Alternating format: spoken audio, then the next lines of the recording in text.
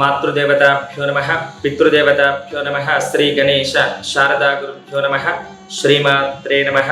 Shri Vedagayatri జ్యోతిష్యాల YouTube channel వీక్షకులందరికీ నమస్కారం.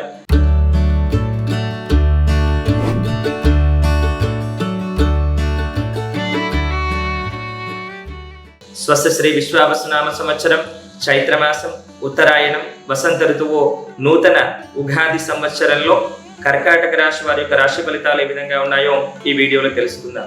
కర్కాటక రాశి వారికి ఈ శ్రీ విశ్వావసునామ సంవత్సరంలో ఆదాయం 8, ఖర్చు 2, రాజ్యపూజ్యం 7, అవమానం 3. గ్రహ సంచారంలో మిశ్రమోన్నత ఫలితములు ఇవ్వగలవు.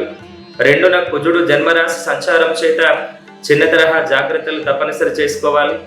బాధ్యతాయుతంగా సాగి ముఖ్యమైన పనులను పూర్తి చేసుకోగలుగుతారు. ఇంటా బయట సాధారణ మర్యాదలు కొనసాగుతాయి. ఆదాయ ఆరోగ్యంలో పర్వాలేదనిపిస్తాయి. విద్యార్థులకు పరీక్షలు సంతృప్తినిస్తాయి. వృత్తి ఉద్యోగ వ్యాపారాలందు అధికమైనటువంటి ఇబ్బందికరమైనటువంటి పరిస్థితులు ఏర్పడేటువంటి అవకాశం ఉంది. భూ విక్రయాల్లో నష్టపోయేటువంటి అవకాశం ఉంది. చేస్తున్నటువంటి ప్రతి పనిలో కూడా మీరు ఆలోచించి నిర్ణయాలు తీసుకోవాల్సినటువంటి అవసరం ఉంది. బంధువర్గం నుంచి కాస్త ఇబ్బందికరమైన పరిస్థితి ఏర్పడేటువంటి అవకాశం ఉంది. వృత్తి ఉద్యోగ వ్యాపారాలలో మీ నిర్ణయాలను బట్టే మీరు ఫలితాలను పొందేటువంటి అవకాశం ఉంది.